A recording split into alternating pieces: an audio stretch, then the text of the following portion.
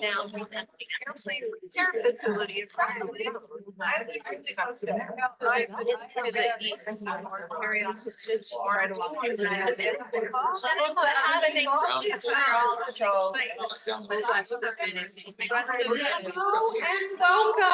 Welcome, BYU students and also our neighborhood chairs and Utah County Health Department. We appreciate you doing this. Appreciate you taking time for this training meeting. I'm sure it's going to be amazing. It'll be really fun.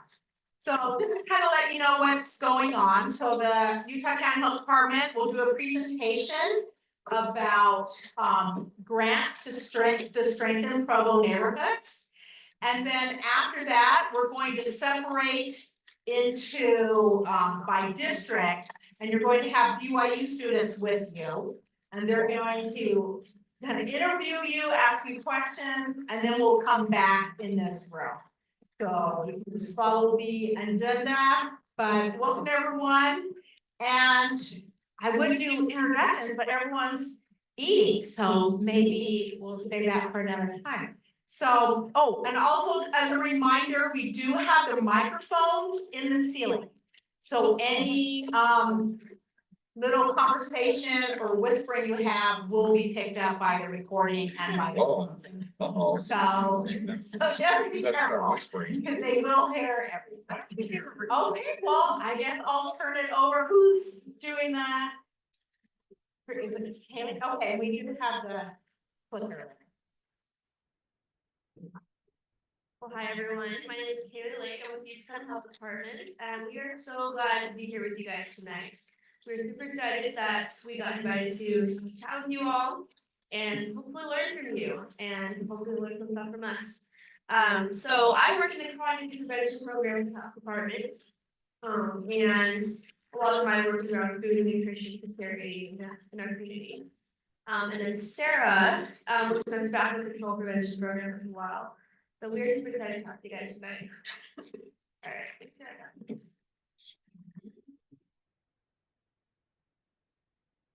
Maybe. Oh, hang on, sorry. Okay.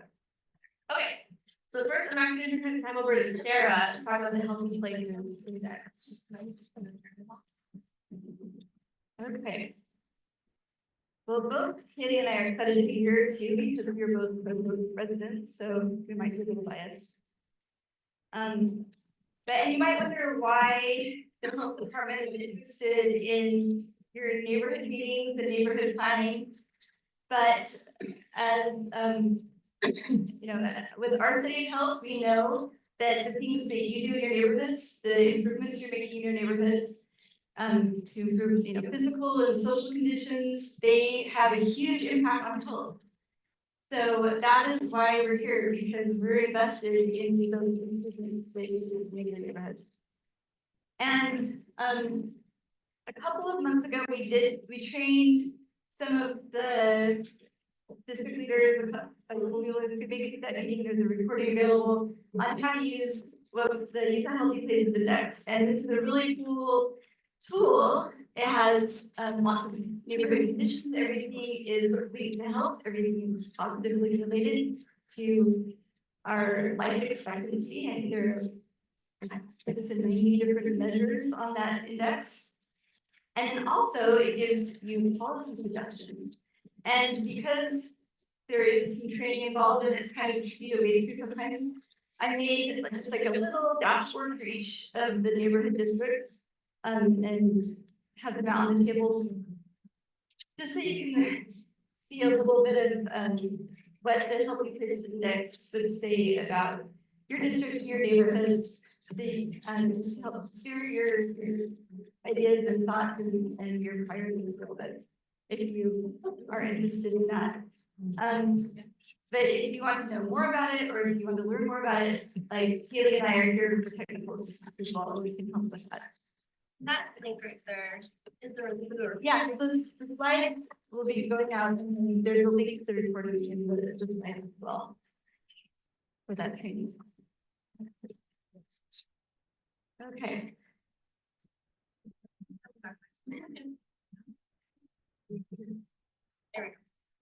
Okay. So, when we're also looking at some different grant and funding opportunities in the neighborhoods and things that, we would suggest, especially if you want to have like the impact on healthier communities, is to look for those grants that relate to those areas where you'd like to strengthen or improve your neighborhoods. Some examples are, green space park access, bike lanes, food security, where people are accessing those things, if people feel safe in their neighborhoods, people are connected to each other in the neighborhoods too. That makes a big difference in the neighborhoods. And so, Kaylie will talk a little bit more about this, but we also want you to kind of start thinking about if there are areas where you're looking to make improvements, like who else can you partner with? Because, and also what strengths does your district have that you can use to move some of those things forward, because there's some amazing places in Provo. And then Kaylie will talk about the grant part. Sure. So one thing I do want to point out is that this is a tool that you can use, and it is a great tool. If you want to students getting trained in it, or trained in it, please utilize it, because it will make so much more of a difference if you have some data to back up what you're trying to say in your grant when you do write a grant. Other information, other data sources that you can use, right, are the neighborhood report data. So when you're talking to your district, your residents, you want to make sure that you collect their input as well, because sometimes, the data can be skewed a certain way, but our residents say something else, right? So you want to have perspectives of both, right?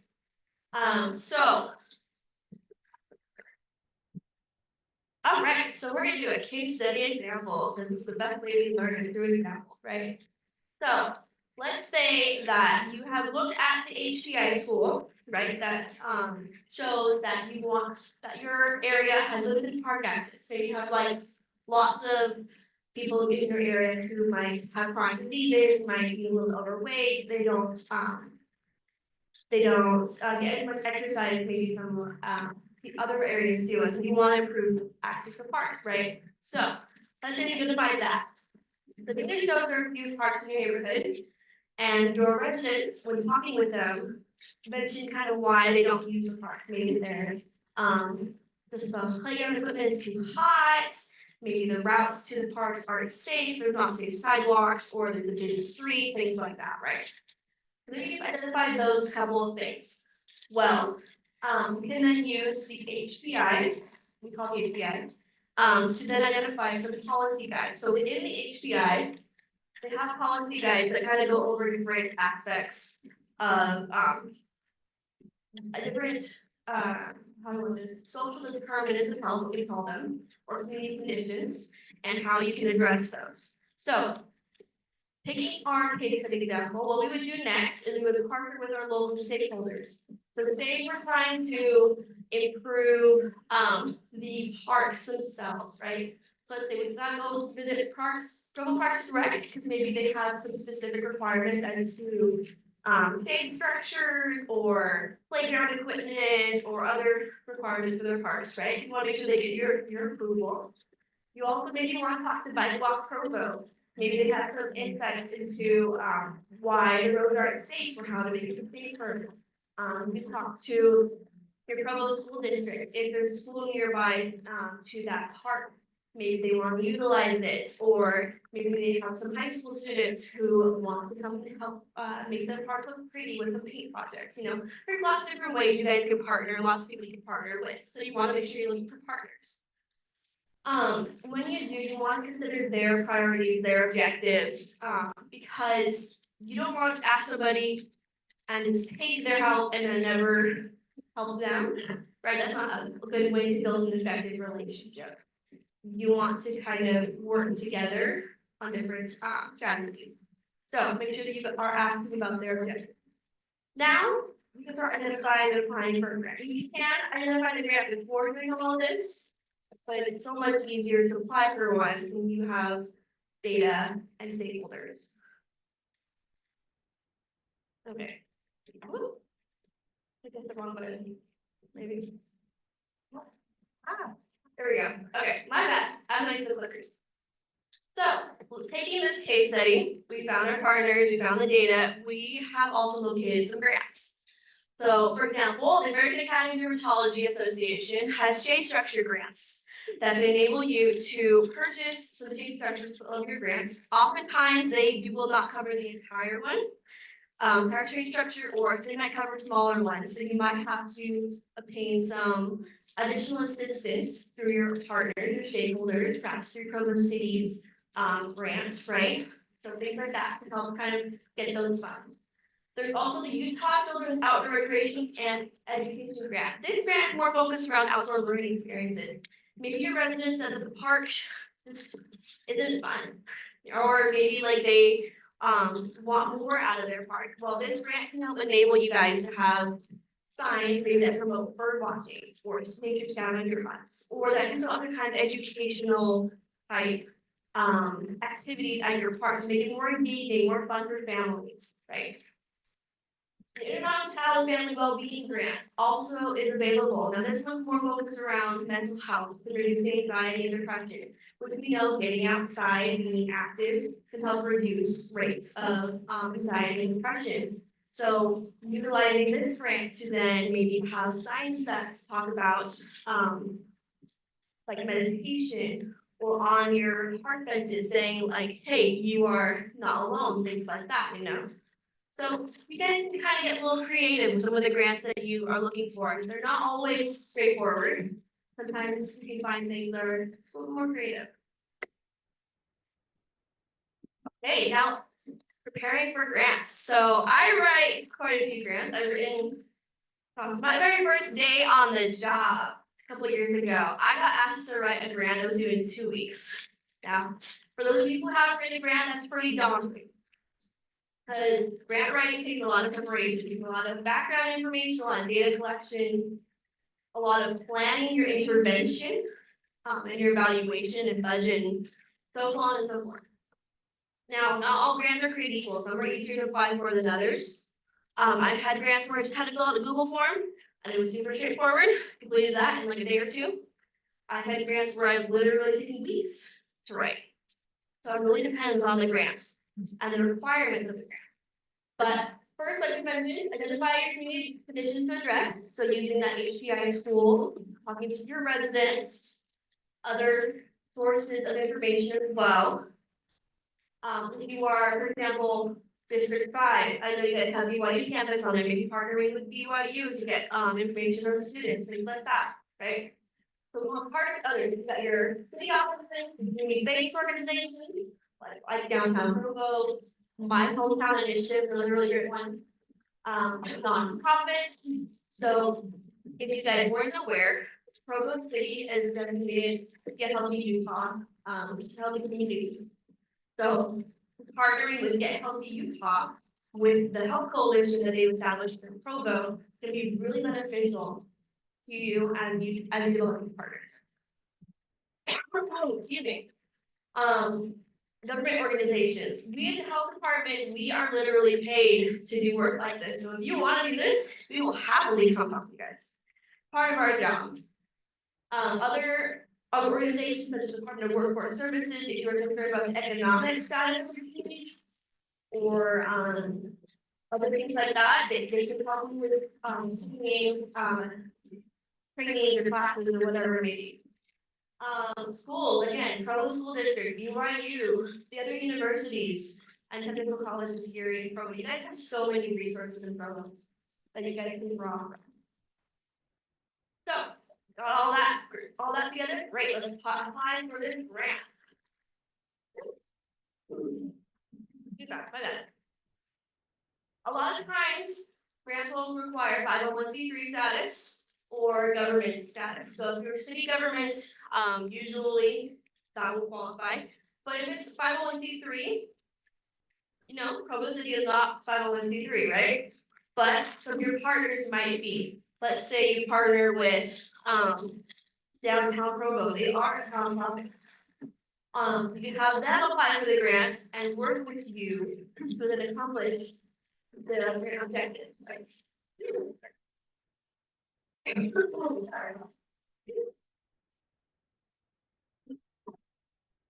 Other thing, there are approved expenses and unapproved expenses.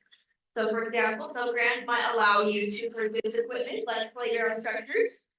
Others might not. There might be some that allow for administrative expenses. Might not. And we kind of gotta pay attention to those. And when you write any budget, if the grant requires a budget, you're conscious of that. Matching funds, this can be either financial matching funds, say like that you partner with Provo City and get the grant for your initiatives. Maybe that could be some matching funds, or you could partner with other organizations, they provide some in-kind volunteer hours. It really depends on what the requirements are for the grant. Not all grants require this, but it's gonna be conscious of it. Apply for both large and small grants. So a lot of times, the grants that we get at the health department are pretty small. Which you would be kind of surprised by that, right? We have to apply for a whole ton of grants in order to cover all the programs that we do. So as neighborhood districts, you might have to apply for a couple different grants to afford a shade structure or to afford like a community garden plot or optical cords or whatever it may be, right? So sometimes you want to be conscious of that as well. It's okay to not get a big grant, but apply a small grant instead, you know? If we get a little bit, let's see what we can do with a little bit. We can do a whole lot with 15% of what we got before. Grants usually become available in the early spring or early fall, so it is timely that we're talking to you about it now. A lot of grants are starting to become available, and if you aren't prepared for one yet, you can prepare this whole winter and apply in the spring. So be conscious of that cycle there.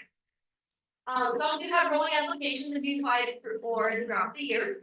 I think the shade structure grant from the Academy of Dermatology Association, that one I'm pretty sure is rolling all year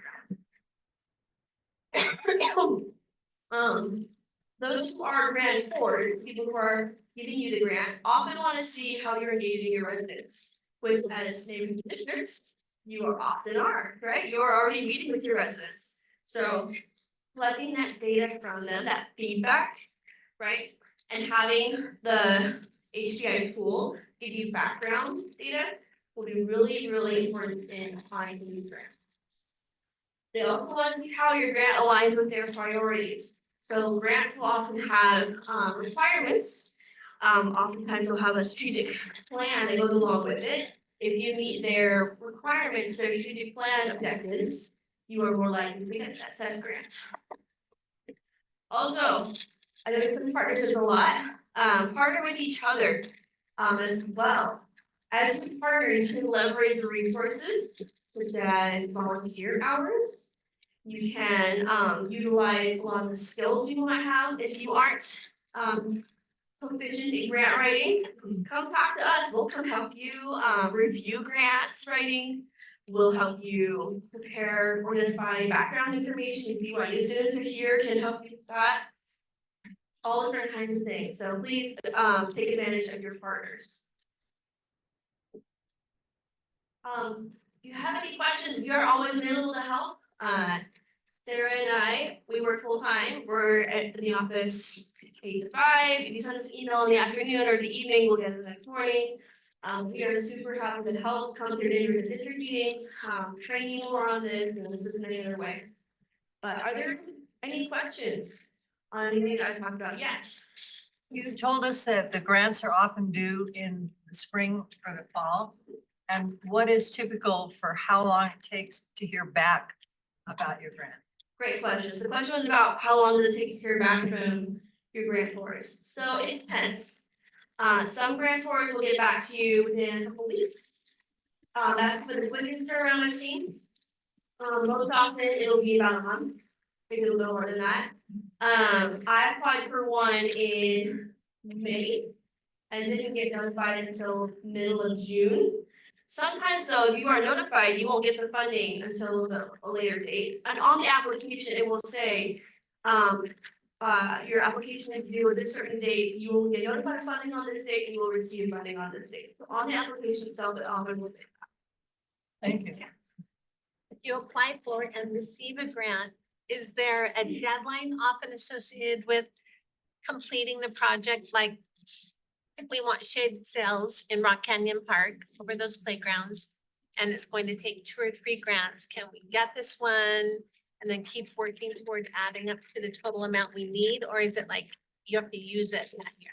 It really depends. A lot of times, most grants will require you to have it done by a certain time.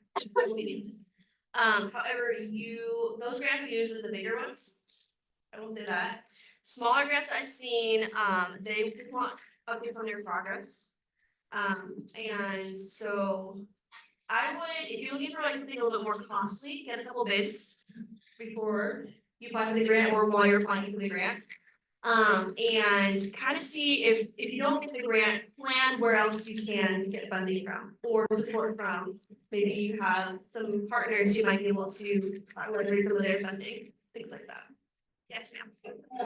What's the best way to discover sources of funding for grants? Yes. Because like, you know, the policy, I didn't get with that. Yeah. It's really not the advice. Great question. So one of the handouts we have on your tables is actually a list of various grants. Now, this is not an exhaustive list, it's just some ideas. But what you can often do is you can just type into Google, honestly, we do a lot of Google searching grants this way. But let's say you identify that I don't know, one community garden somewhere, right? You can type in Google literally community garden grants and it will pull up all the grants. Now on this packet, on the very last page, there are some grant directories that you can pay attention to. Now you have to kind of go through them throughout the year and kind of pay attention to like when they become available. But if you sign up for newsletters from them, they will often send out notifications saying, oh, this grant's available, or hey, you might get in this one, or there's a webinar on this one coming up. So you can pay attention now.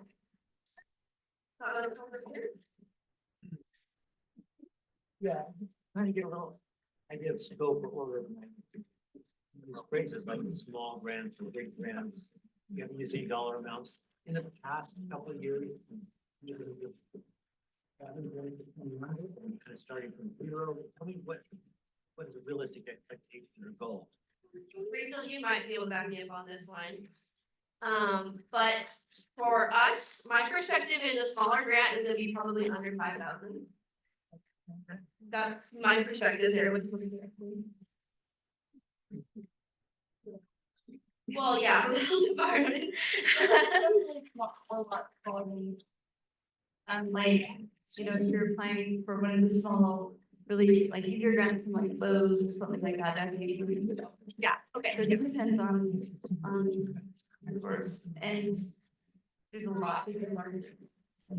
Now, if you're applying for a federal grant, those are a little more in-depth and lengthy. I wouldn't recommend doing that unless you have a really, really solid project. And lots of partners, lots of backup, lots of data to prove for you. Those ones can be upwards of like 20,000 or more. Oftentimes 100,000. But again, those ones may not be available to you, they might.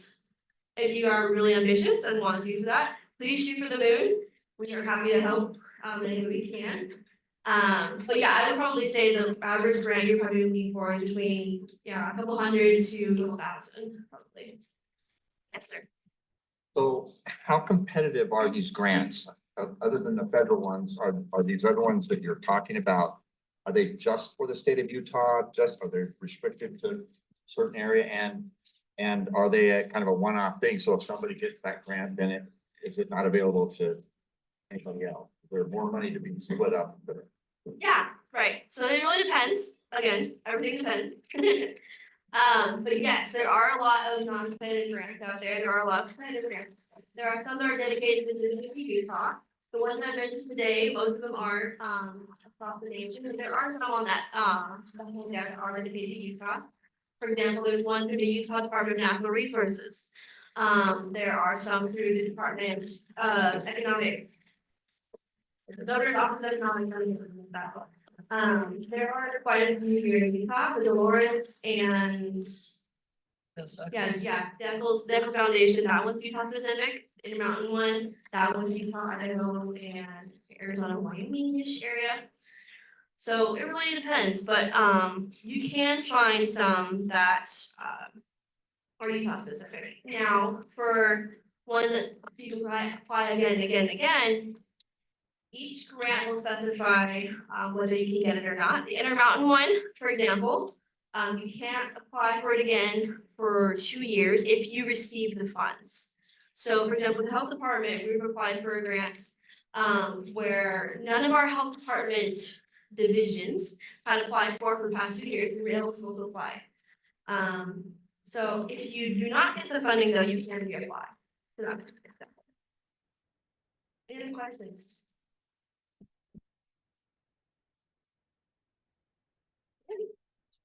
Right, yes, ma'am. You mentioned, like I can't have Provo City apply for a grant, but if you ever had Provo City apply for my neighborhood to get a grant, got the grant, I'm thinking something like a crosswalk or a crosswalk. The numbers you're talking about wouldn't even come close to covering this. Possibly get Provo City to fill in the gap, I guess. Potentially, Rachel, I don't know, I'll give an answer to that question. The question was if like we get a grant, you need to cover what we want to do. And from the city then apply for another grant on behalf of the neighborhood districts. I know the different departments, they get grants all the time. Most, they do a lot of grant work. And so I think it's something that you could approach them and say, hey, there's this cool grant, I've got this project. You want to apply for this, because sometimes it's a more detailed grant, or you have to have, you know, a full-time employee kind of a thing to run it. And so in that case, I think you can, there's no harm in approaching a department and asking if they want to apply for a grant with you. Yeah, again, those partnerships again, right? So let's say you've identified, you want a crosswalk somewhere, right? And you identify that as an issue. Yeah, right? And so then you go to maybe your Provo Community Development Services or your Provo Planning people. And you say, hey, like, what would it take to do this? Or we have this idea. Do you have any funds that you're currently working on, any projects that you are currently working on related to this? And can we partner this way? Because a lot of times they can then be the fiscal manager for you, so you don't have to deal with being like the person who's receiving and controlling the money, because that can be intimidating. So again, like having those partnerships is really important, because then you're aware of what they're working on, maybe they're working with you, and then you help with that. Great question. Hey, well, if we aren't have any questions, I will turn it back over to Rachel. Did you want to, next on the agenda, I have the explanation Oh, of you know what, you're right, yeah, I'll turn it over to Sarah. Okay, so tonight we have a class, they're mostly bachelor students in public health, some AP and PhD students as well. Here to help work on projects for the district, so they have been assigned over a district each in their groups, and they would really like your input so they can do a good job for you. And make it work for you. Are taking the data that we talked about and helping develop a project out of it, maybe even finding sources for you. There are a lot of things that they're trained on to do to help you guys fill in the gaps. And so that's what they're gonna be doing. So the more information you give them, the better the project will be for you at the end. So that's kind of, but this is, and while they are only going to be on this project this semester, we can help carry those projects if it's something that you're interested in afterwards. Kaylie and I will be here to help see anything through if you want to work on any of those things that come out of the project. So any questions about? Great. Well, I think Is this when we break into districts? Right, so, okay, so we're going to break out into districts, and then how? Do you have certain BYU students assigned to each district? Is that how it is? Okay. They know which ones they're They know which ones? Okay, awesome. So District 1 is going to stay here in the community room. District 2 is going to go into the break room. I'll show you how to get there. District 3 will be in the council chambers. We've got someone on Zoom for you. So District 3 in the council chambers, District 4 also in the council chambers, just pick opposite corners. And then District 5 will be in the Provo Key Conference Room across the way. So, or did you want 5 here? It's just right across the hall. So all of them are going to be on the first floor. You don't have to move. But, and it'll say on your agenda where you're at. So District 1 to stay here. And then we'll take the other. So, I'm gonna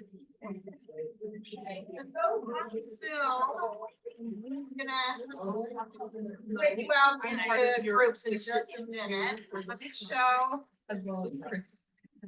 Hey.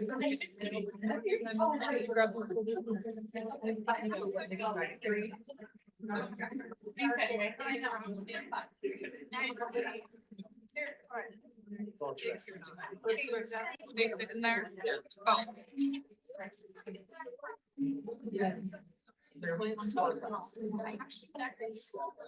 that mean that our kids are going to time? So if they don't know. What we do have to. Sorry.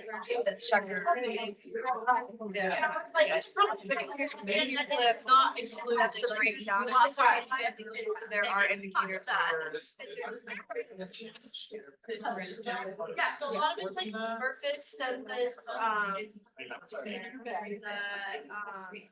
Yeah, it is. all of the other ones, like the American survey, and a lot of it's housing. Lowest scores have. Oh, very easy, but it's much lower. So I looked at it.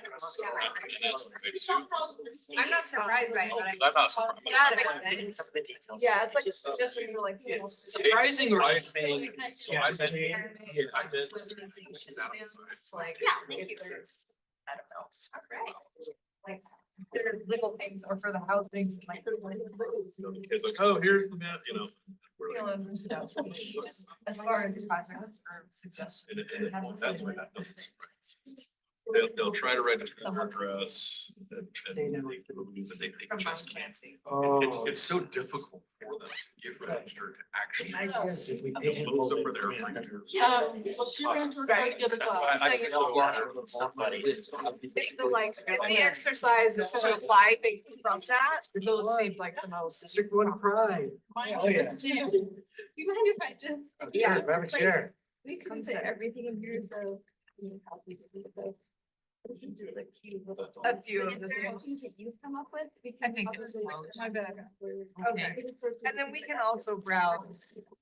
Yeah. That online. Yeah, absolutely. Yeah, it's open to everybody, so. So what's the most helpful thing for our time right now?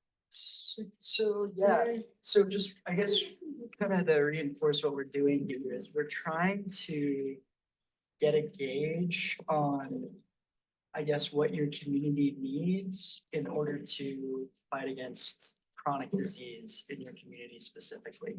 So, and that could be like base layers, like you think about it of like, access to being able to exercise more, like get out more, or, access to housing, or, like you could think about it in a very broad sense or in a more specific sense. So we're just trying to gauge and talk with you guys directly to see, firsthand with people who are living in your community, what kind of, see things going. Yeah, we were looking at the map that you guys were given, and we noticed that some issues maybe within your community, and maybe this isn't your experience, and so you guys could just let us know. But access to healthcare is one issue that some people within your neighborhood struggle with. Another is employment, just how the percentage of people within the neighborhood that are employed, and then there was one. Sorry, you asked me the question.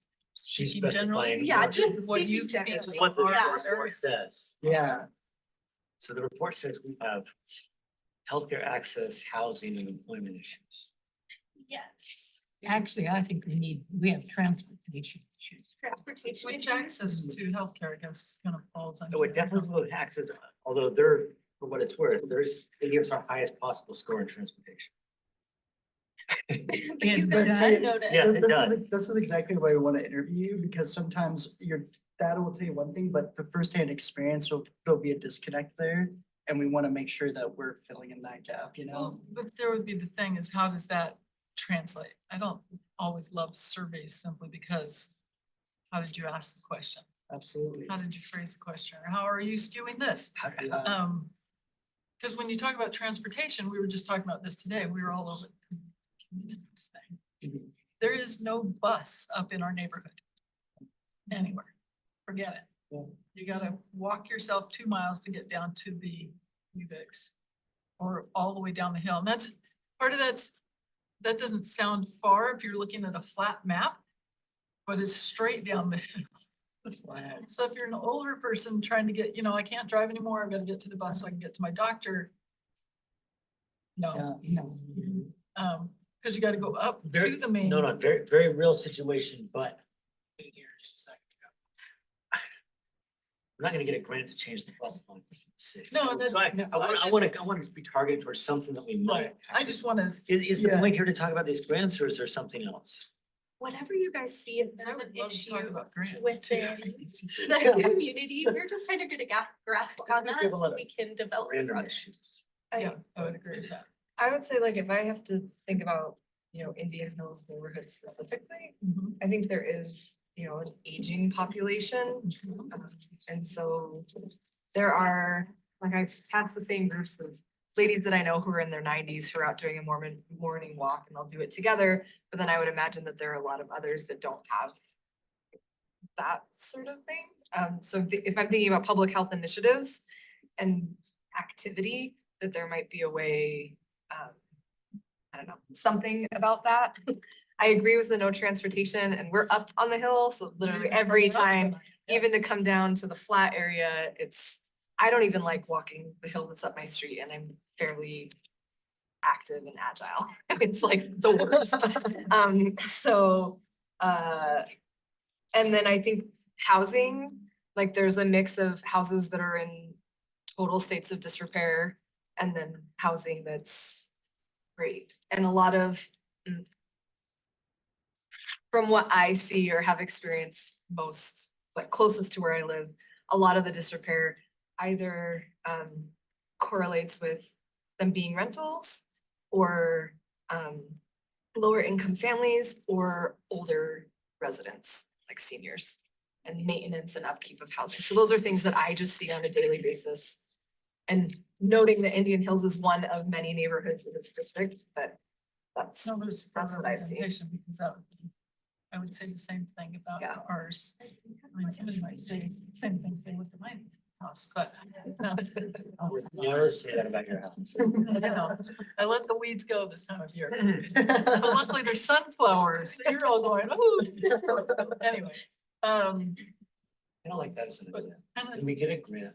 to plant sunflowers For and her yard. Wildflowers. and California poppies Yards. everywhere.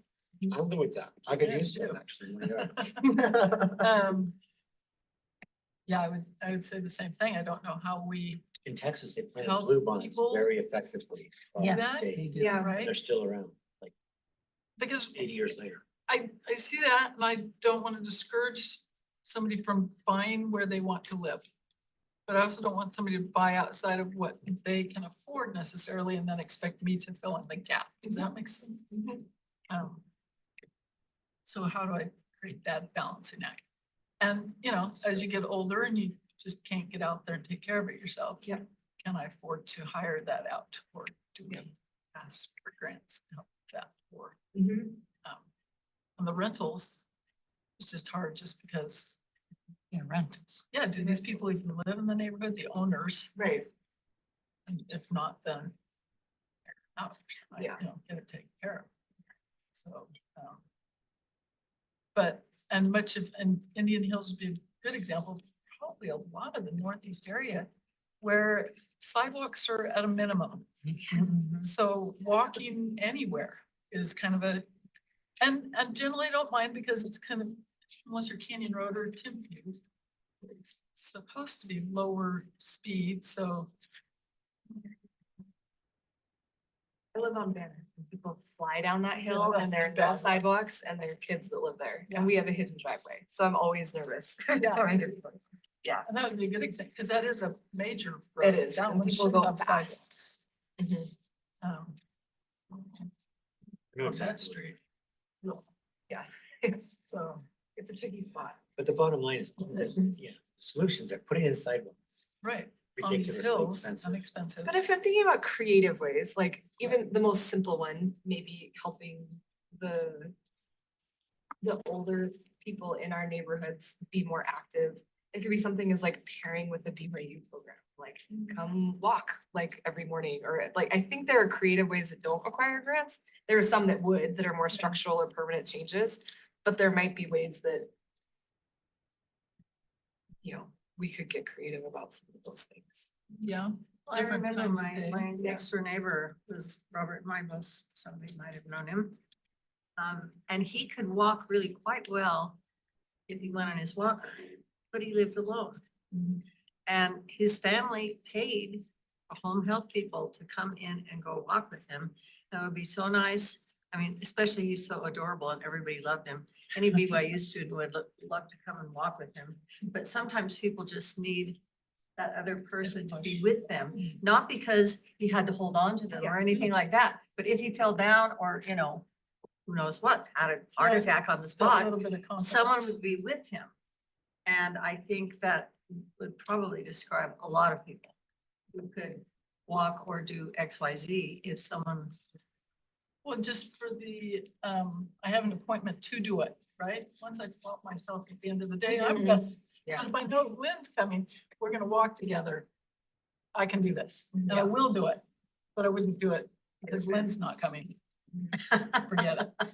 I'm too tired today, right? Yeah.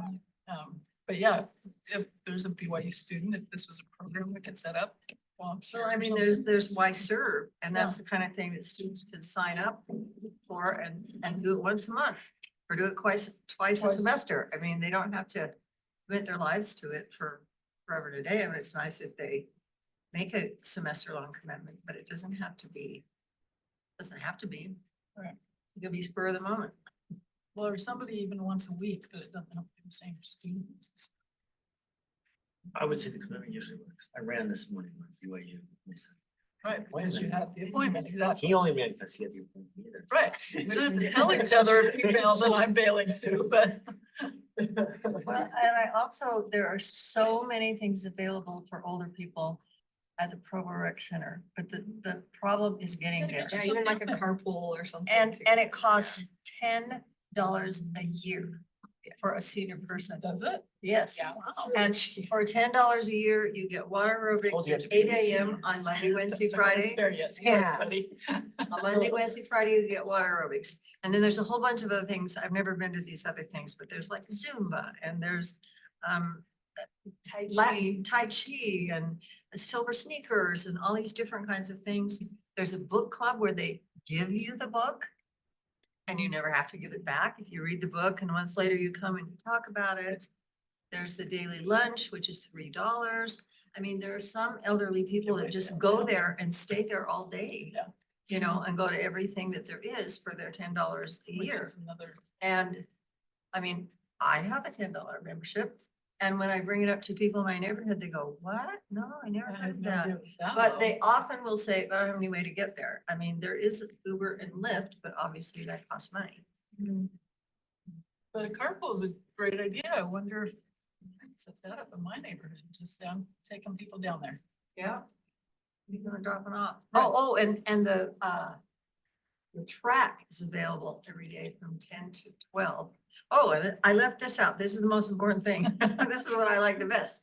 They have an exercise room that's only for seniors. Oh, So no cute little young ladies in their sports bras or their speedos or, you know, flexing their muscles or whatever. It's all old people in there. It's intimidating. And often when I go there, I'm the only person there.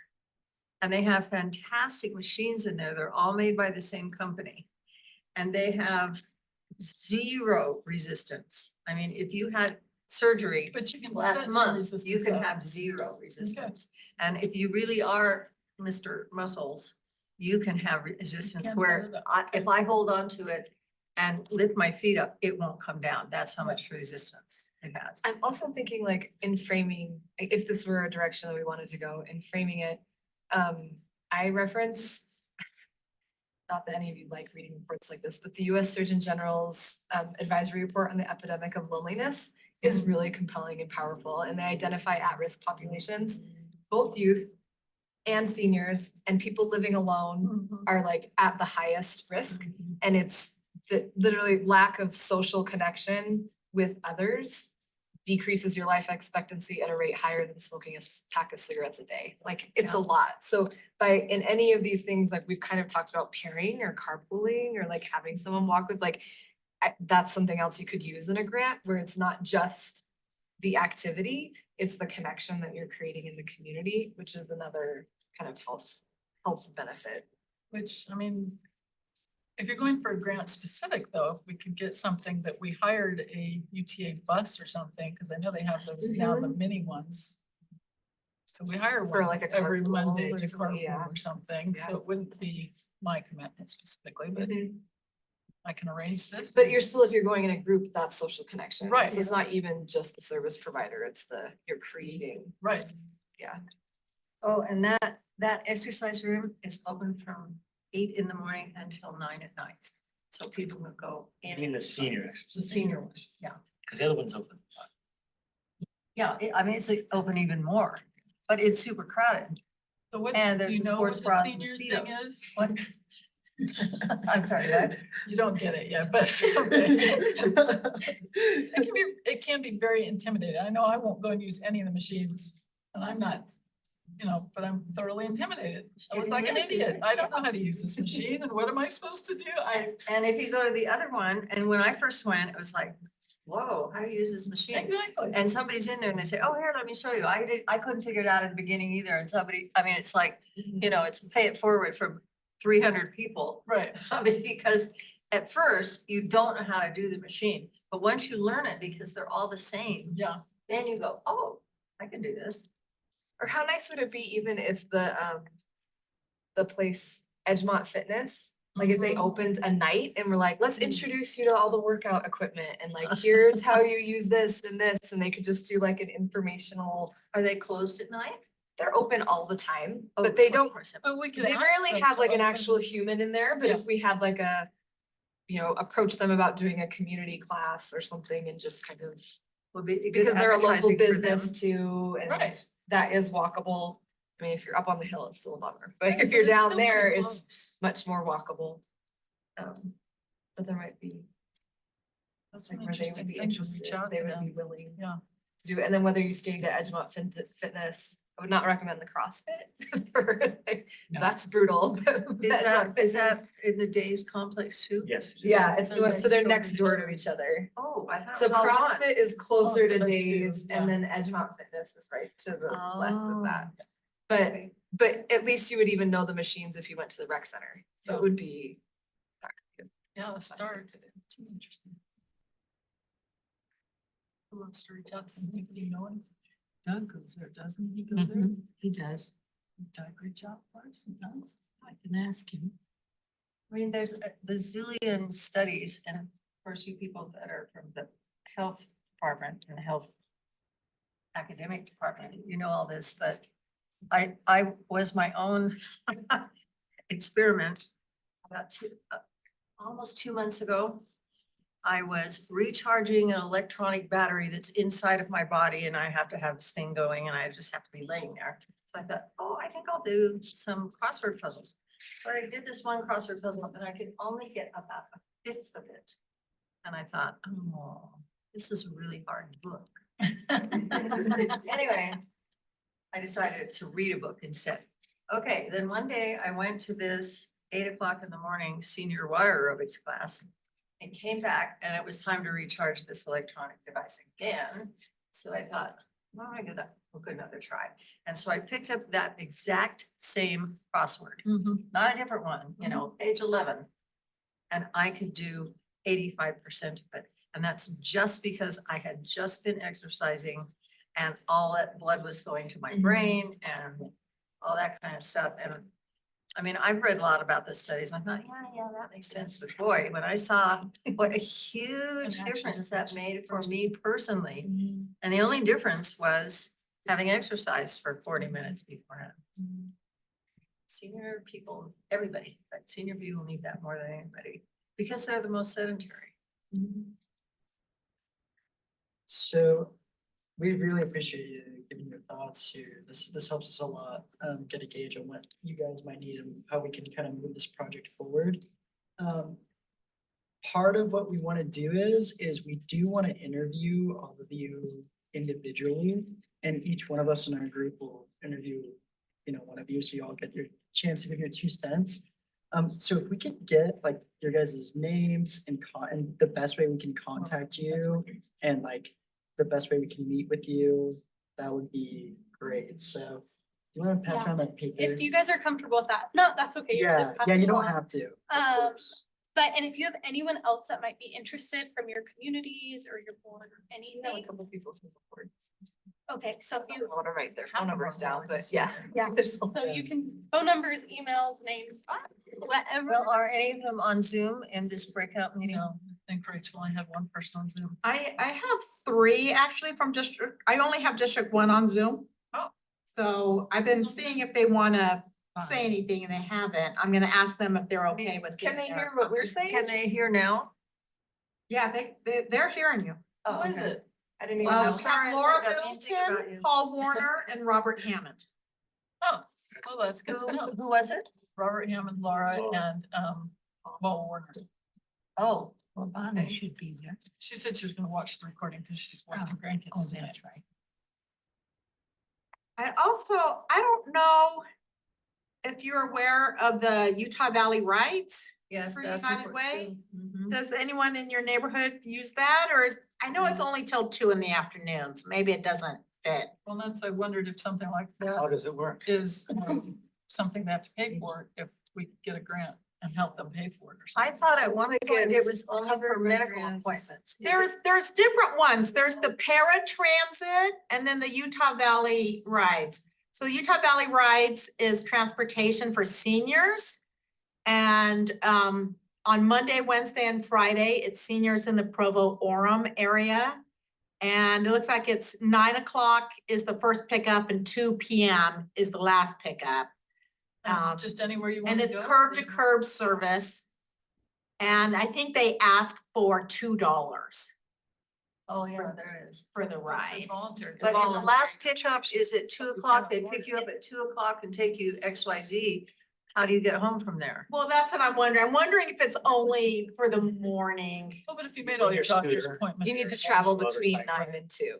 So does the Yeah. 2 o'clock pickup mean being picked up from where you went and brought back to your home? To Rather your than home by being two picked That's up not on thirty. that?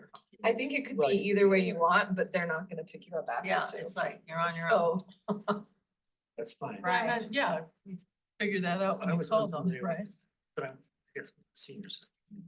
I wonder if Marilee uses that to go to What, dialysis. what is the age qualification? It just says seniors.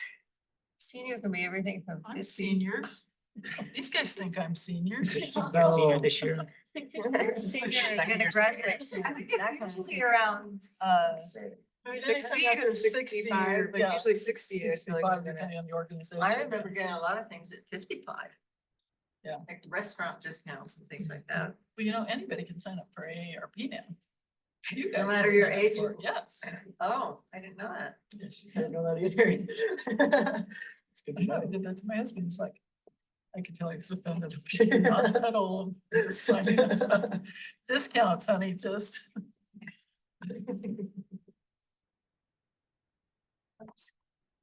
And they're brand new. First person Oh. to use it. How exciting. You know what's interesting? if that's gonna be like a long-termish program, to help people get transportation. Utah Valley Rides. Right. And even if we did a transportation thing, we could coordinate with it. So ours like started at 1. We had a couple rides. Right.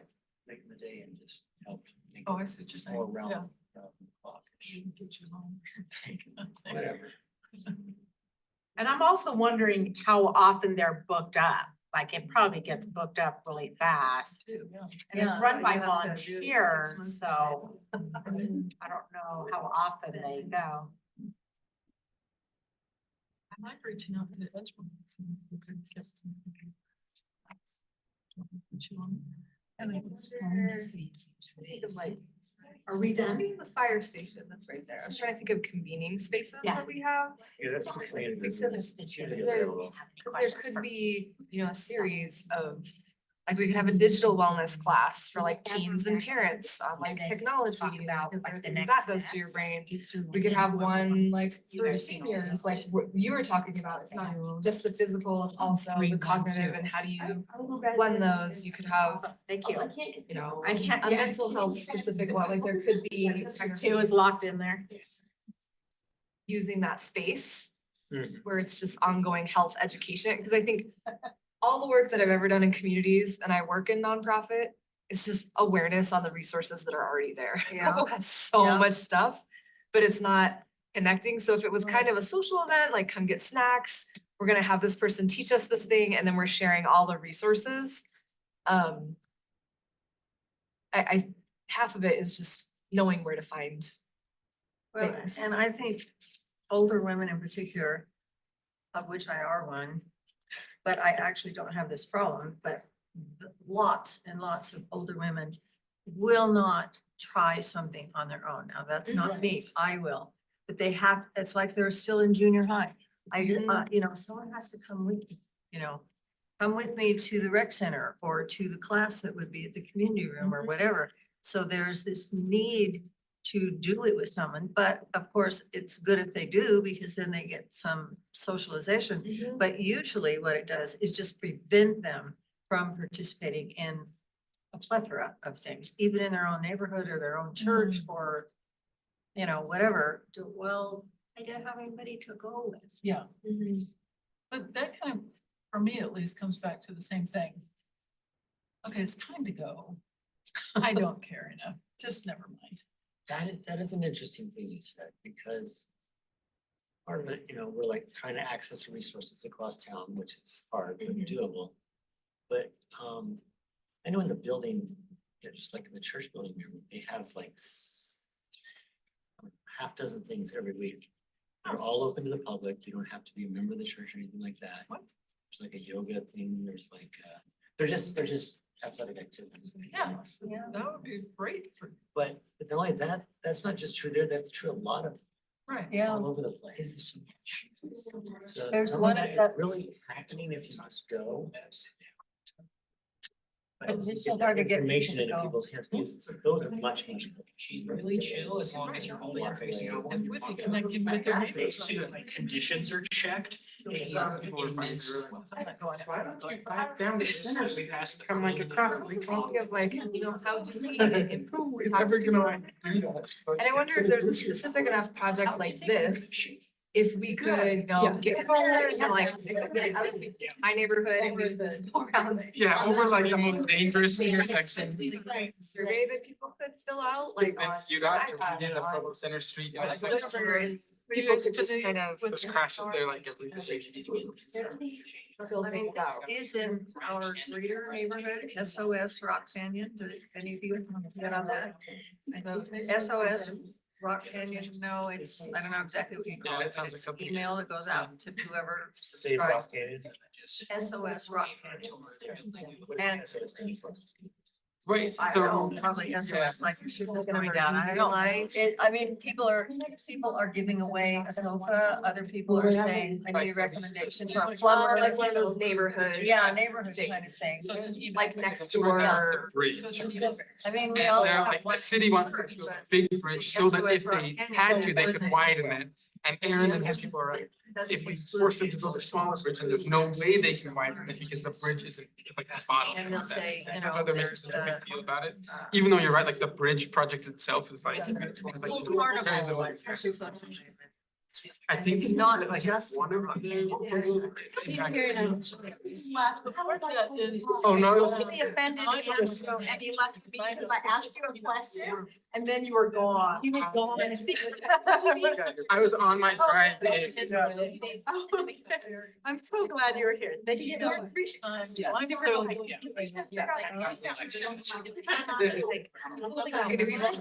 That's not the district. I can put on rabbit holes for days, and then like forget to separate it to reality. Like, okay. So It's not district. Well, You're like, I mean, it'd be great for me, because I'm.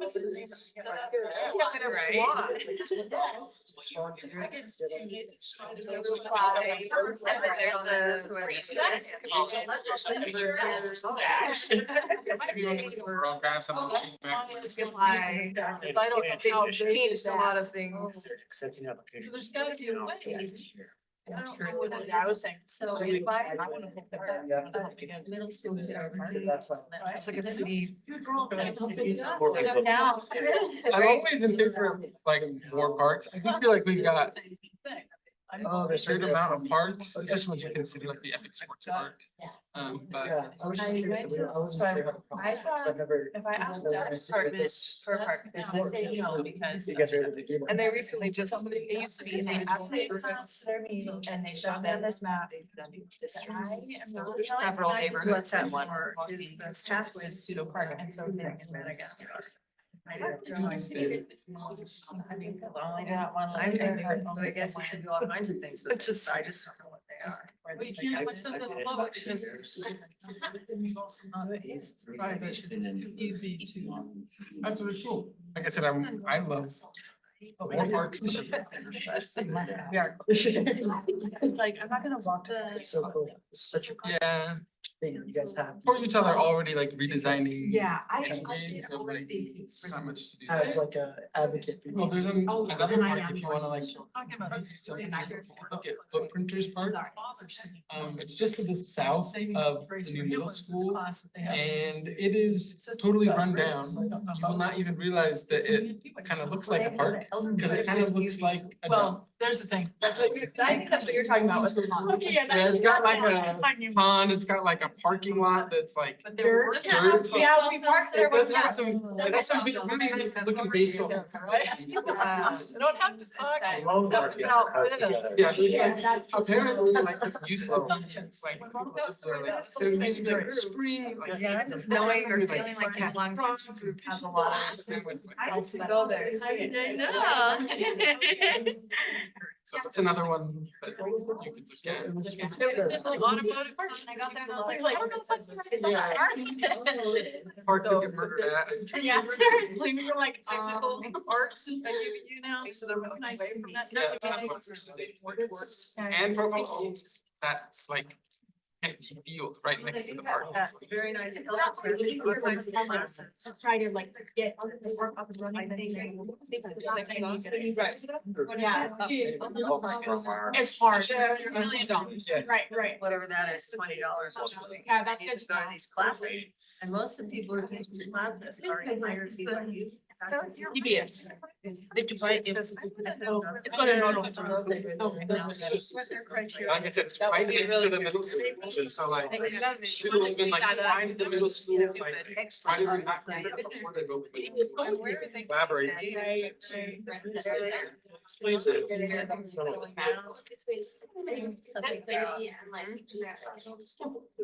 I will say like, say go around the world or something. Yeah. It is like. Been in the school. They are Like, like, everyone signed to. something. You know, it goes everywhere, right? These really old flags, okay, no.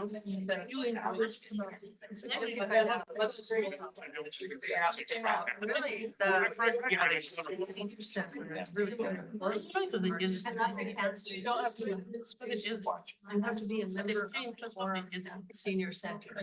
You don't have to be a warm resident. No, So many more.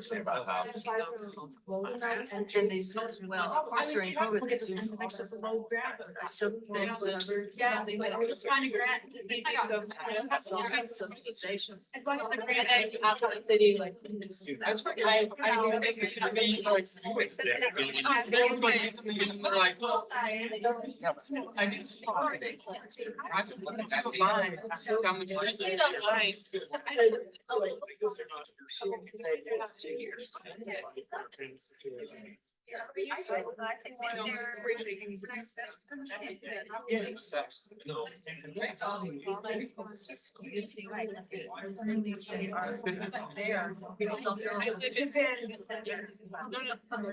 do. And just jump.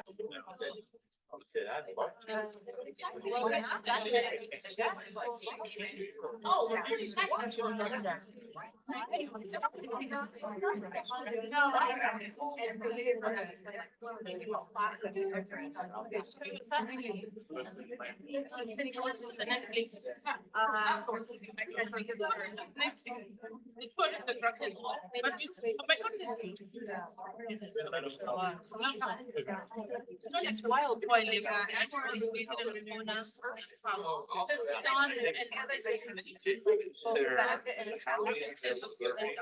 There's so much happening.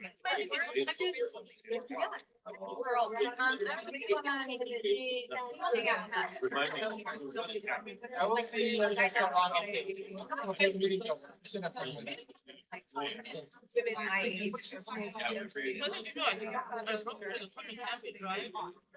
And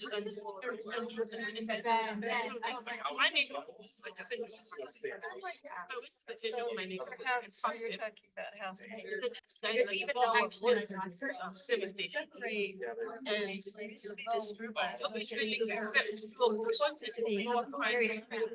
It's like giving us back, and I, at least from the conversations I heard, I think the students got a lot of good information, so just a quick minute to wrap things up here.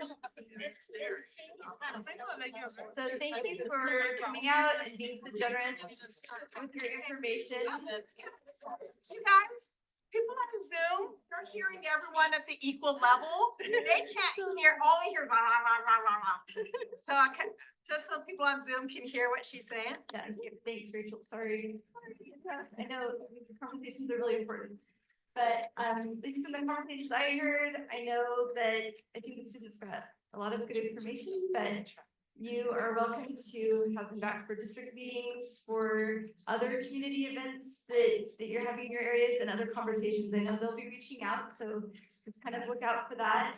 And the more discussions and information you give them, the better the product will be that we can build on from there. So, so just thank you for your time. Is there anything else you need to? Just feel free to contact either of us. We're happy to help wherever we can. And if you have questions for your BYU students, you know, like they will be reaching out to you, so make sure that you ask all the questions to them. Make them work for you. And thank you for having us out here, and both Kaylie and I would love to field any questions you have that you come up with after this meeting. So we're here with you, so thank you.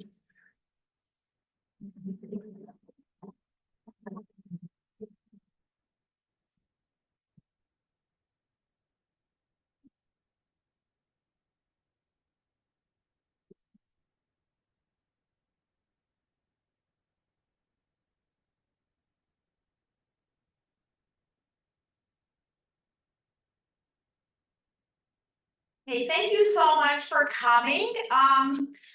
We can go ahead if Utah County and BYU, if you need to head out, you can. If you want to stay, you can. We're just going to have kind of an open forum if any of the neighborhood chairs have any questions, and I'll kind of go over this packet that that the neighborhood chairs have. So on the RSVP, I asked if there were other items that you had questions about or you wanted training on. And so some of them were zoning questions, and also on how to interact more with the community, how to get more involvement. So on one side, I have a little, it's kind of a very short zoning 101. Has a Q&A in there talking about zoning. Has resources, who to contact if you have questions. Also, that showing who has neighborhood plans, who is part of like the river and lake shore plan, if you ever need to look at that. And then a very brief description of each zone. So that's kind of a very short zoning 101. We might do more training on that at another time. I also created a matching grants timeline that's split up by quarter, since we meet quarterly, that tells you exactly when to come up with an idea, when to decide on an idea, when to turn in your application, when to make sure your project is going through. So that's that timeline. I also have one on district budgets, talking about appropriate things that your budget money can be spent for, and examples of what other districts have spent their budget money on. So you can kind of see what other groups are doing. And then the last one is connecting with your neighborhood, how to be a more effective and engaged neighborhood leader. It just has some ideas, and again, what other neighborhoods are doing. And I know that, David Harding, this is probably nothing to do with you being a neighborhood chair, but I love your popsicles on the porch that you hold every month. He just has a little popsicles on the porch, and anyone in the neighborhood can come by and get a popsicle and just talk. And so I love that, so I'm stealing that idea. It's probably for something completely unrelated, but I think that would be a great idea if you just want to do something really informal with just your block and then gradually expand it. So those are just kind of ideas on the one side. And then of course we have our, if you have friends, neighbors that are interested in the program or you think would be really good for the program, we are looking for people to serve starting January 2025, and we are taking applications right now. So I have these in English and Spanish in your little folder. And then the rest of it is various programs that the city has. Grant programs that they have, not necessarily for the neighborhood program, but if there's someone in your neighborhood that's having a hard time doing a home repair or needs to get their windows fixed, or, you know, a young family that's been really trying to buy a home but they need some extra help. So those are just, and again, in English and Spanish. So you kind of know the programs that the city has. And then also a sheet on CDBG, just kind of a short explanation. Okay, so now I'll open it up. If anyone has any questions about the program or about your meetings or just your neighborhood in general.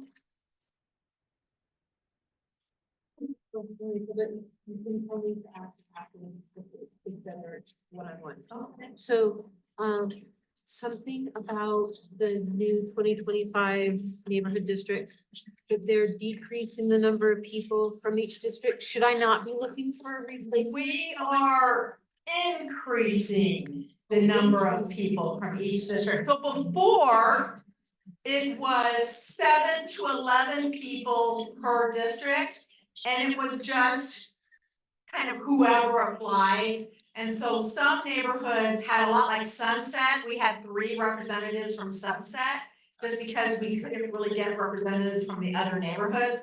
And so it made it kind of imbalanced in that sometimes we have like a whole bunch of representatives from Joaquin and no one from East Bay on that, because it just said 7 to 11 people per district.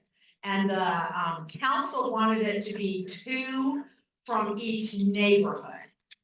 So District 4 is actually reducing in numbers because they only have 5 neighborhoods in their district. So they're now going to 10 people, whereas District 5 is going to like 18 people. I mean, if we can get people from East Bay. So I need to go go just knock on businesses, because it could be a business owner in East Bay. But, and District 5 is a little weird because we have this special representation. Like Joaquin has 2 representatives plus the apartment representative. So Joaquin will still have more, but Jason is like the special appointed one.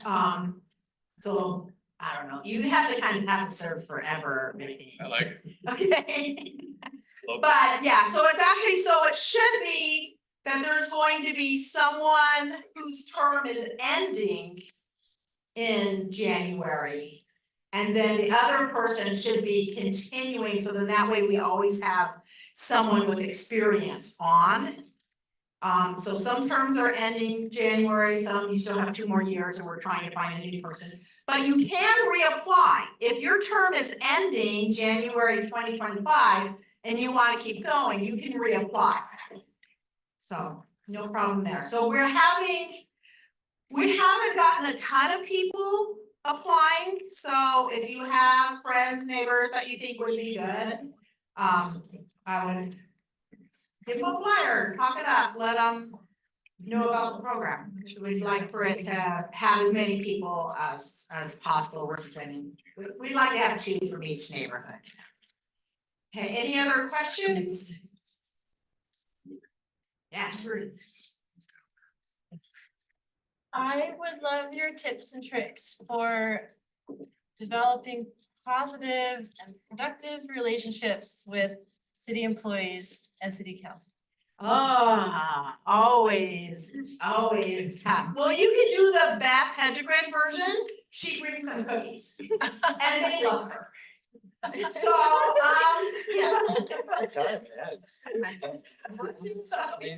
yeah, she goes in with cookies every single time she has to talk. Do you have any other suggestions, Beth? just gonna say cookies. They do love me. But actually, Beth can turn any room Yes. into a group of friends. Right. Actually, you're amazing. Beth is really, really good. I do the, this is my way of dealing with, city staff, that maybe when I have a disagreement with them, I play really dumb. And I'm like, I don't think I quite understand. I thought your email last week said you were going to do another traffic study on this street in November. I must have misunderstood that, and then I copy the email. And then they're like, oh, I guess I did say that. Instead of saying, hey, you said you were going to do this, I always kind of, I don't know.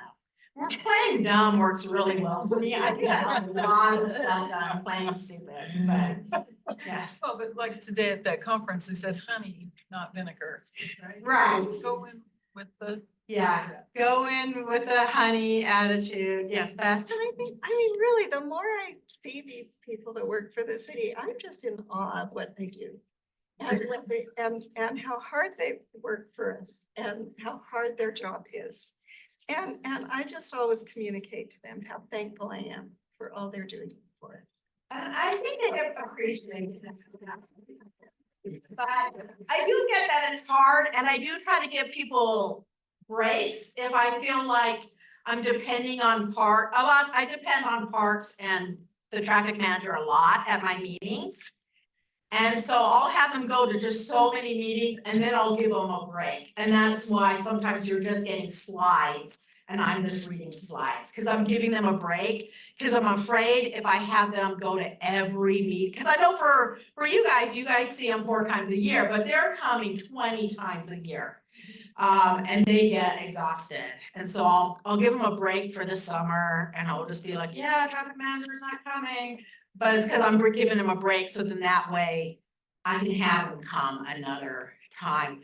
But as far as council is tough, and I know you've had a tough situation in that you were promised things and then It went through. It went through. It took how, 5 years? And a bunch of ad hominem attacks, but. Yeah. It was hard, and it went through, and I'll say it went through with the diligence of one council member. And then they actually changed the program, so that's no longer part of it, so that's hard.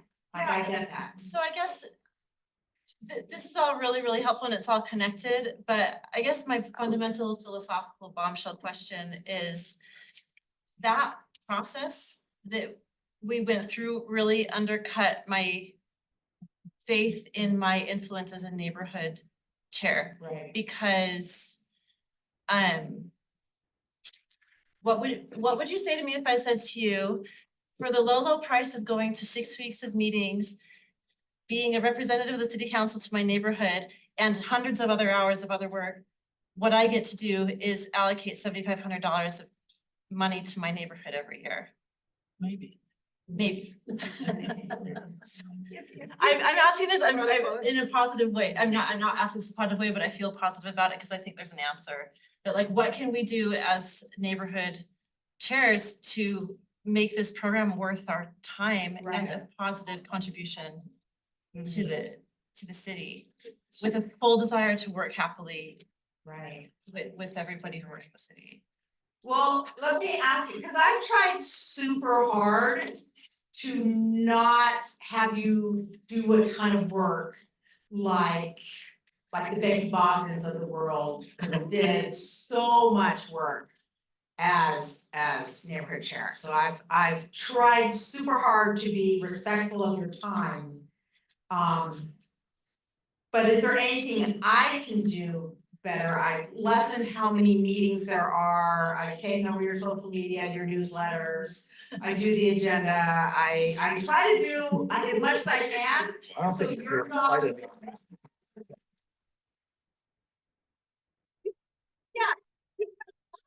Getting paid, you're volunteers, and your job should be expert of your neighborhood, right? And you're doing a lot, but is there something that we could do that would make it more worth your while? Like, do you think you're having meetings just for the sake of having meetings? Or do you think that it's so much work to get the grants, it's not worth getting whatever it is you get with the grant?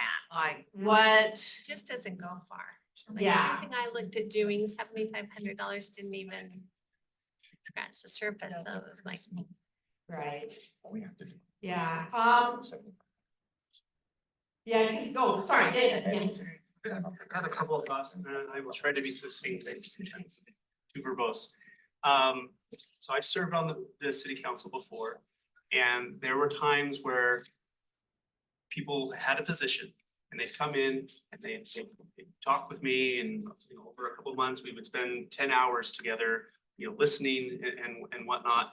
And maybe I'd have same issue, but people on the other side of the issue that would come in and spend time. And depending on how I voted, the one would feel like, oh man, he is such a good listener. And then the other was like, why did I waste my time? He didn't listen to anything. And it's like, I can only vote one way. I can either vote yes or no. I can't do both. The idea being, just because the council doesn't do what we want them to do doesn't mean that we don't have influence, doesn't mean that they weren't listening. We need to kind of just understand that just because you don't win every battle doesn't mean that we don't have influence.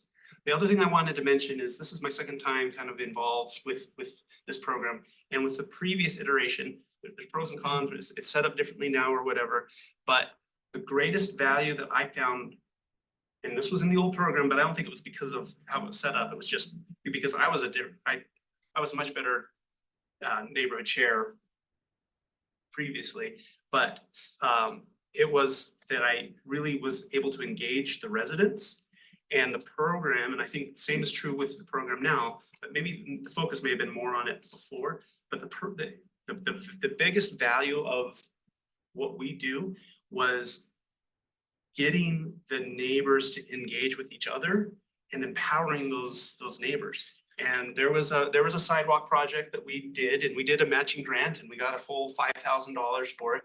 But the the city, it was already on the list and it got bumped up to the top of the list. And so rather than waiting 15 years for sidewalks to get, you know, and we did our matching stuff. And then we got the 5,000 or whatever, but then probably $125,000 worth of work was done. It would have been done anyways, but got moved up the list because the whole neighborhood, a good chunk of the neighborhood all got together and we did that. So to me, that's the greatest value is helping residents feel that they can get involved, feel empowered. And I think my look at it before was the more we can do for ourselves with the city just kind of supporting us rather than saying, oh, well, we want you to do this for us. We want you to do this for us. We want you to do this for us. It was, we're gonna do this ourselves. Oh, hey, can you bring a dumpster so we can throw the stuff away after we've cleaned up this part? And that was powerful. Anyway, so those are just my thoughts on this conversation. And I think, you know, everyone that's here, thank you for being involved. Thank you for caring enough to be here. And there is a great potential in this program. And I'm just grateful that I live in a city that allows us to be involved this way.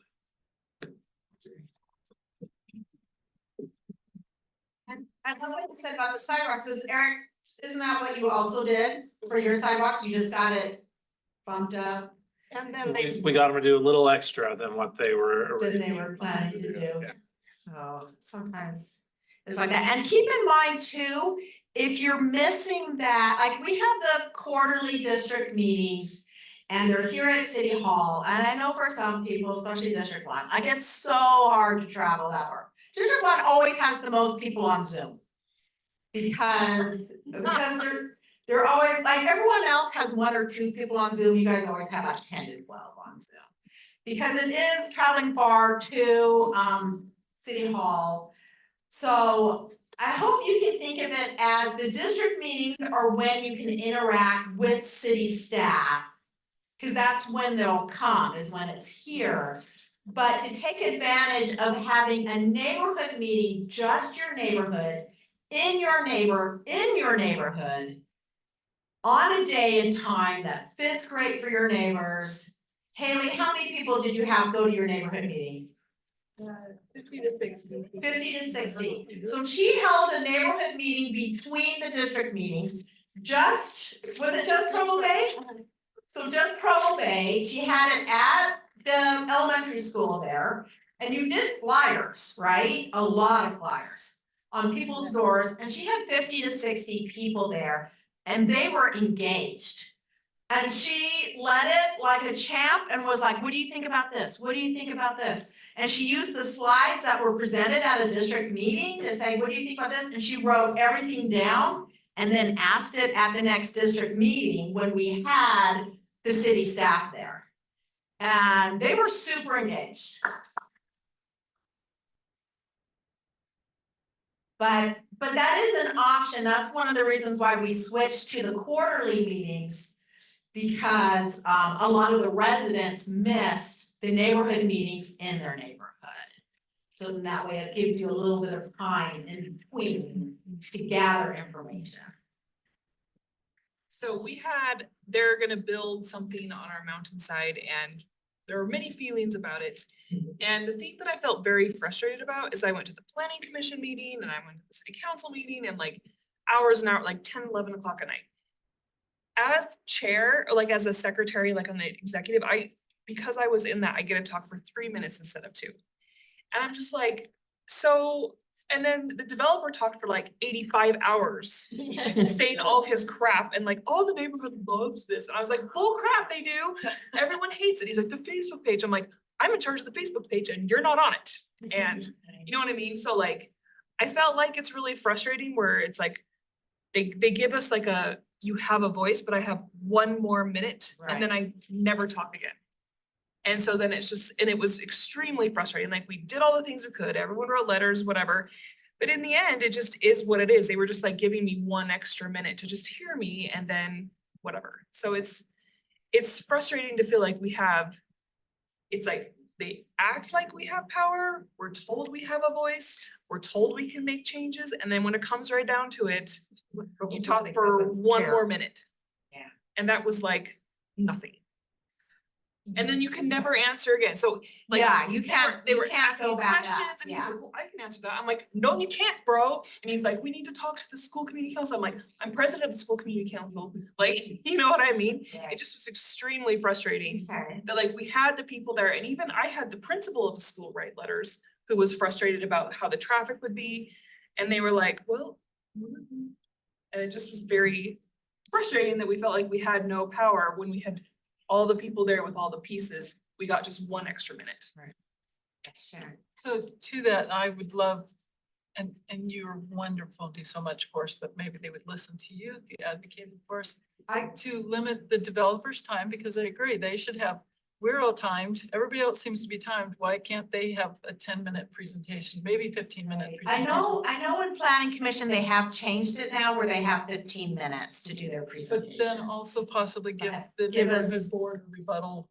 Yeah. Like a rebuttal, or, because I know it used to be 5 minutes. I think it was 5 minutes and 3 for But even- citizens and 5 for that. I appreciate it more as a rebuttal simply because now the council's gonna speak and I don't know which direction they're even leaning. Right. And so I left all this out because I only had 3 minutes. Yeah.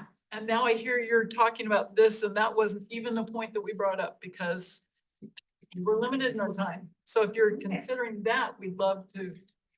So honestly, after, I don't know how you work it as a city councilor, but I'd love to hear some of the city council's begun discussion. Where are they leaning? Where are we headed with this? Maybe you don't even need to hear from me because this is done.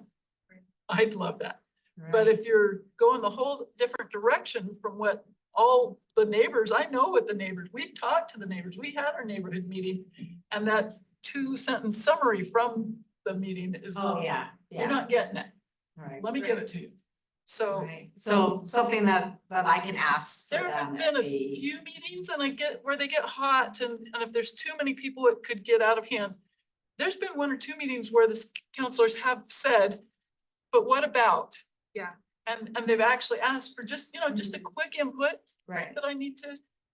And there were counselors asking me, especially because I knew some of them and I was like, I am the president of the school community council. I can tell you what stuff we've done. Like, I know what we can do. And I had the letters from the principal and whatever.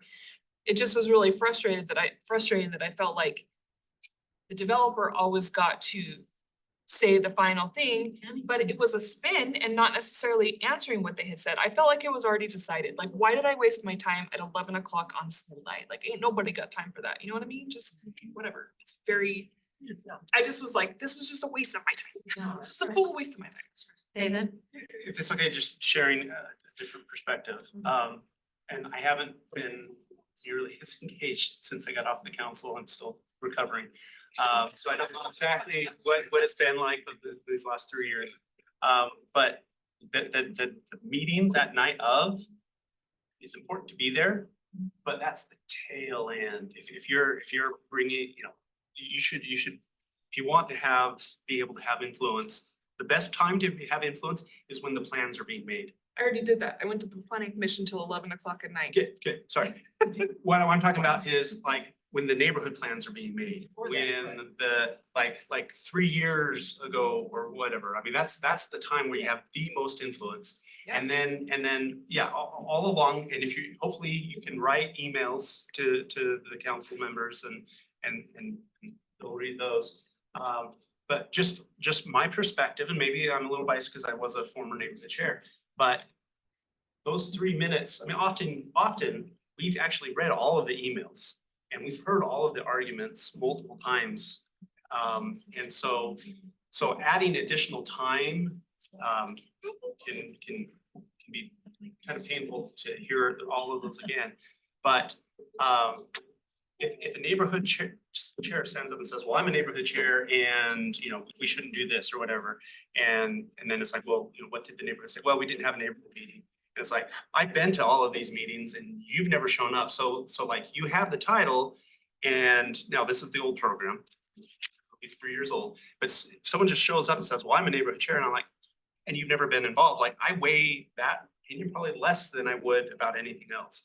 But if another neighborhood chair who has been involved throughout the years, who has done these meetings, who has been who participated in the development of that neighborhood plan, which my neighborhood still doesn't have, so I'm a little sore on that, but you know, if they put in the work, I already know them. And their 3 minutes is much more, you know, impactful on my opinion, on my decision than, you know, the developer who has 15 minutes kind of thing. So as someone who's making that, as someone who used to make those kind of decisions, just because two people speak for 2 minutes doesn't mean that I weigh both of those comments with the people. Yeah, just on the same topic.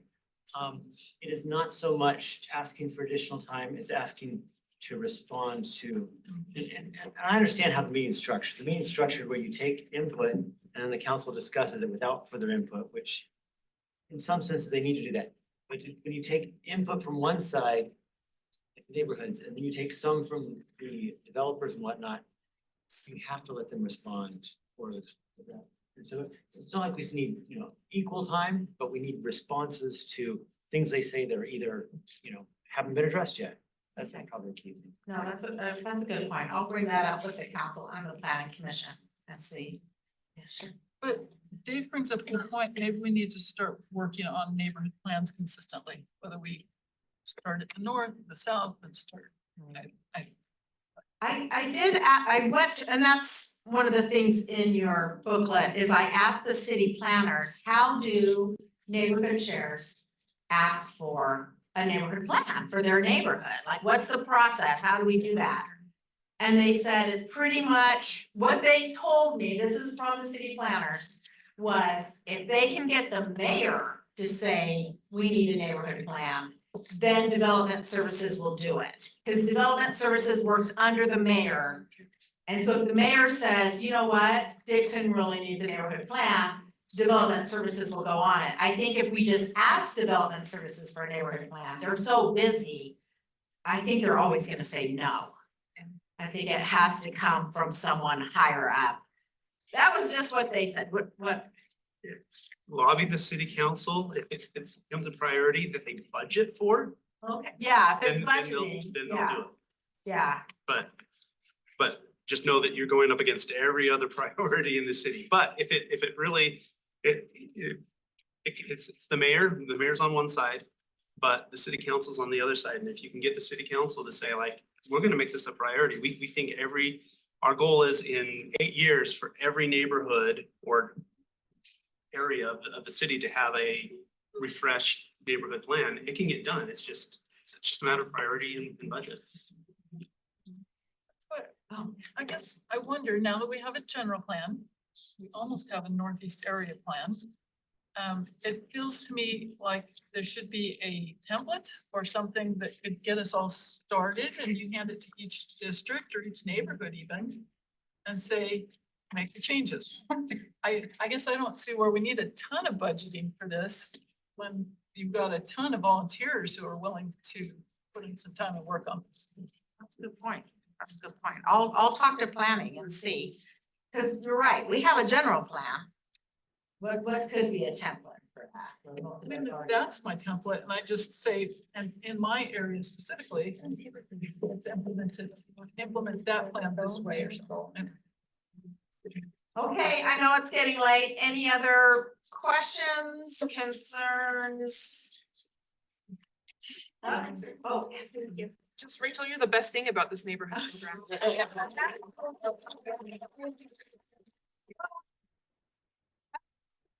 I love the neighborhood program. When I started as planning secretary, I fell in love with the neighborhood program back then.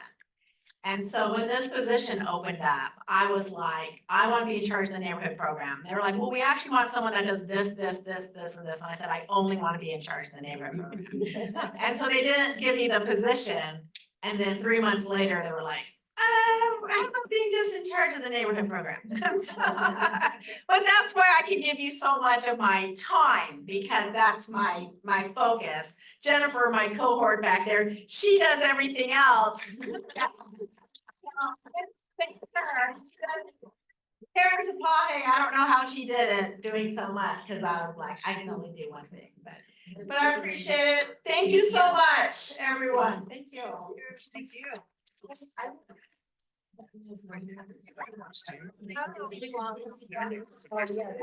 Nice to just have like meeting time.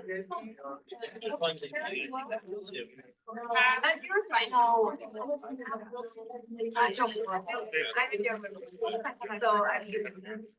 Thanks for coming.